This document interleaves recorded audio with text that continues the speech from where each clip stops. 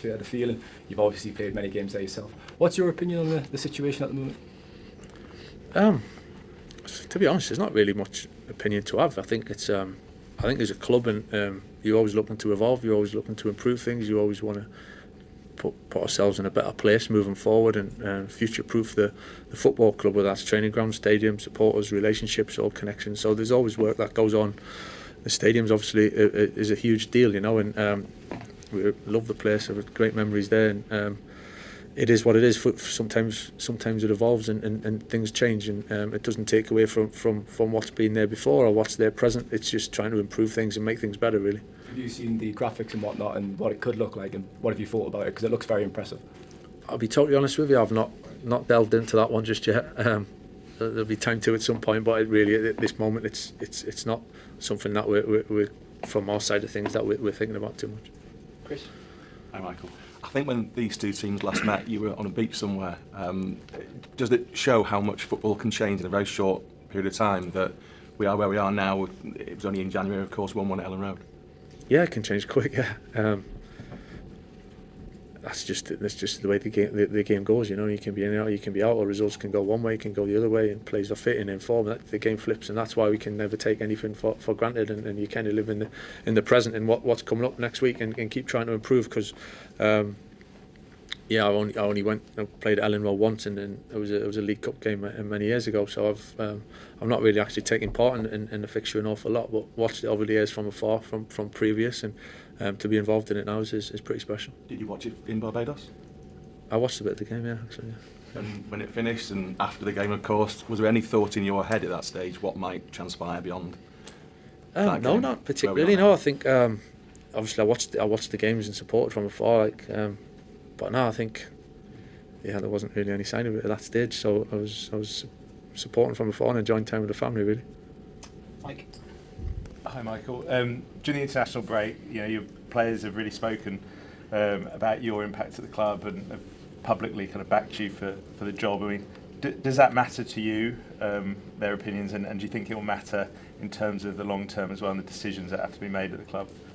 I think the most important thing for me about all that, I think, is that we're all pulling in the same direction, and whatever's said, it's going to be said, whatever. But I think the feeling, the willingness to do things together and to be positive, to be in a good place where we're positive and hopefully winning games, and that's the most, for me, that's the biggest thing, really. And after that, things will kind of get solved in one way or the other. But I think it's nice, obviously, for the boys to feel so positive and in a good frame of mind, that they're enjoying the football, and obviously we want that to continue as much as possible. Have you seen a big difference in body language and demeanour over this period that you've been from the very start to kind of now preparing for this game? Is there big differences in what you're seeing on the training pitch? I wouldn't say a big difference. I have to say, since we came in, and I said it straight away, I think the squad, the mood, the way the attitude to want to do well for each other and actually want to do well for the club and the supporters, I could sense that straight away. I think boys have particularly had a good week, going away for a few days, and there was a freshness about the group which was really good to see, and a good energy and a good kind of real positive spark, really. So we need to carry that on, but it's we've used the week as best as we could, and I think we're in a good place for it. So, hi Michael, just on the input you've had on contract decisions, obviously since you came back in, Casemiro, that announcement was made, the Harry announcement was made. Is it fair to say now that with Jadon and Tyrell, they will be released in the summer, and with Tom Heaton, is that going to be the same for him, or could he stay on? I think coming to the summer, there's contracts and there's all sorts of things that needed obviously sorted out, but at this stage, to that stage, it's not been sorted out just yet. So I think we'll cross that bridge a little bit further down the line. But it's great to have Harry kind of sorted and clarity in that situation. And Cassie was a little bit it was before me, really, so I wasn't particularly involved in that. But I think as time goes, everything ends up getting sorted out, and we're just not at that stage where anything else is sorted just yet. Hi Michael, you're in third place, 7 points ahead of Chelsea, who are 6. Top 5 gets Champions League, we know that now. Has it gone better than you hoped? I mean, obviously you wanted to get, I know you haven't done it yet, but in terms of so far, you beat Arsenal, you beat City. Is it a bit of a dream, maybe? Yeah, no, they're certainly coming in. We with particularly the first 2 games and the situation, I'm pretty optimistic and pretty positive, and always think about what we can do. What we obviously know in the back of your mind what it can look like and what direction it can go in. But it was literally just being positive and attacking the next game and going with it, and then seeing where we could go. And we're still at the same stage. It's just because we've maybe got a bit of a points difference to certain teams below us. There's a points difference to certain teams ahead of us as well. So it depends how you look at it. But we're certainly not looking at it backwards to say how it's been or how great it's been or whatever like that. It's all about what's next really, and finishing the season strong. And as much as we're looking, obviously trying to qualify for the Champions League and what's behind us, we're definitely still looking at how many points we can achieve moving forward as well for the teams ahead of us. Given that you are going to play Liverpool and Chelsea in these next 7 games and the position you're in, would it be fair to characterise it as a failure if you didn't qualify for top 5 now?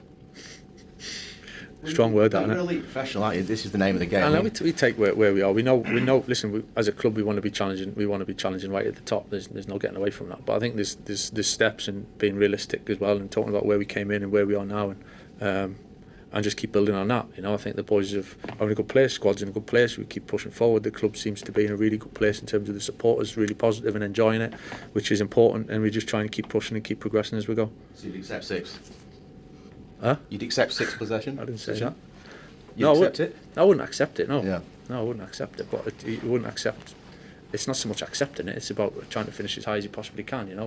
And we'll see how we get on. Great. Hi Michael, Champions League obviously the target now. This time last year Ruben was sat in that chair and he'd been telling us about, in terms of the summer market, that there was a plan in place for if they did qualify for the Champions League and a plan if they didn't. I wondered, is that the case now, and how different does it look depending on those 2 outcomes? Yeah, listen, there's obviously work that's going into planning for the summer. There has to be. There's no 2 ways around that. But in terms of 2 plans, I'm not going to delve into the detail too much. I think it's pretty obvious to everyone understand. If you finish certain places in the league, and financially it makes a lot of difference to if you don't. So I think that's pretty obvious. But there's certainly work going on in terms of what can be done and trying to move forward and improving the squad and making the best of what we got. Simon? It's a bit of a follow-on from Jamie's question, Michael. I mean, you only have to look at the league table and the results to see that you've been good for Manchester United, but has it been good for you as well? I mean, after the disappointment of Middlesbrough, you've shown over the last few months that you're a manager that can manage right at the very top of the Premier League.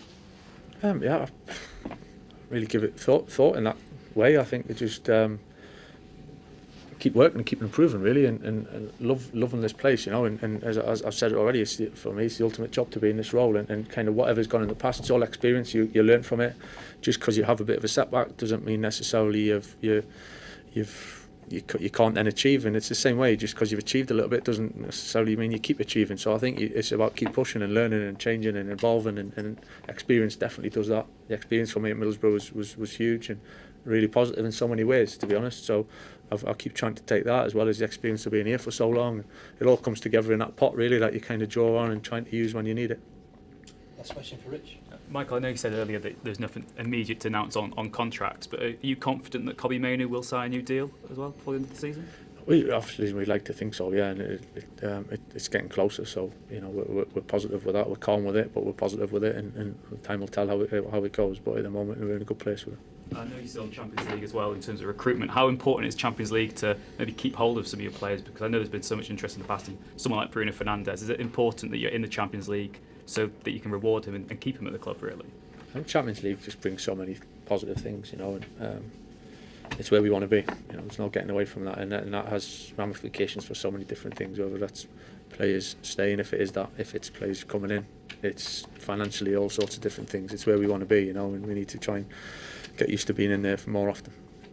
Thanks, guys. Cheers. Thanks.